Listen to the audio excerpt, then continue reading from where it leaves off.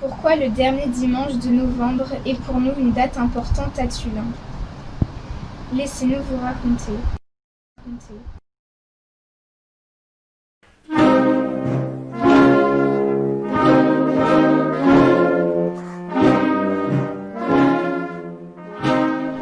Est-ce que le nom de Gaston Valois vous parle?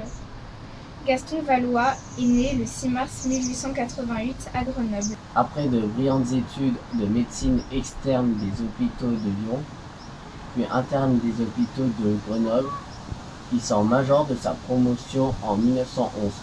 Jeune médecin, il arrive à Tullin en 1913 où il n'a pas de temps pour ouvrir son cabinet car il est mobilisé pour la guerre. Il va exercer son travail de médecin militaire sur le front italien et dans les tranchées de la Somme où il soigne, opère ou encarde lui-même les soldats blessés. En 1914, Pétain lui remet pour son courage la croix de guerre qui honore les soldats héros des combats. Il refusera toujours de son vivant la Légion d'honneur qui lui sera attribuée à titre posthume. En 1919, il commence son métier de médecin à Tullin. En 1933, Gaston Valois est élu maire et en 1937, conseiller général. Il développe une activité débordante. On dit qu'il est l'élu de personne, mais l'ami de tous. Dès le début de la Deuxième Guerre mondiale, plus précisément en 1940, il refuse la capitulation. Lors d'un conseil municipal, symboliquement, il recouvre d'un voile noir le buste de Marianne pour signifier le deuil de la République.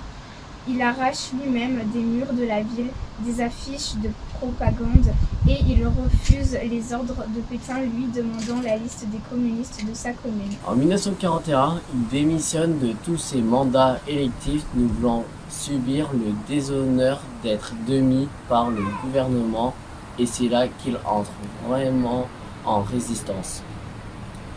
Il intègre le mouvement Combat et prend contact avec le réseau Card-Fragger de l'organisation anglaise du Major Buckmaster. C'est par ce moyen qu'il va obtenir le premier parachute de médicaments en 1942 sur notre commune où il est prévenu par Radio Londres avec ce message. Le docteur croit toujours au Père Noël.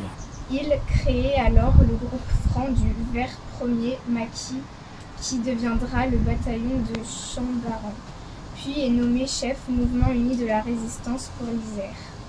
En 1943, il est dénoncé et arrêté par la milice française, commandée par le triste individu Francis-André Digueul Tordu, envoyé par la Gestapo durant la Saint-Barthélemy grenobloise qui correspond à une série d'assassinats et d'arrestations des principaux responsables de la résistance grenobloise à l'occupation allemande qui a lieu entre le 25 et 30 novembre 1943. Francis André va torturer lui-même Gaston Valois qui sera ramené dans sa cellule sans avoir ouvert la bouche, pieds et mains écrasés, complètement défigurés.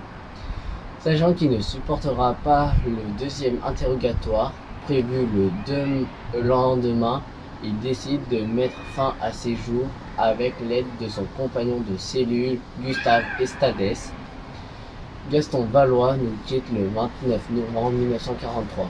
C'est pourquoi, chaque année, un hommage lui est rendu à l'anniversaire de sa mort, le dernier dimanche de novembre. Cette cérémonie a lieu devant la stèle édifiée à sa mémoire. Même si cette année nous n'avons pas pu nous réunir tous ensemble, nous tenions à partager avec vous les actions courageuses de ce Tullinois. En conclusion, je ne veux pas oublier tous ces héros qui ont œuvré autour de lui et par lui, et surtout les 68 chambarans qui sont morts pour la France.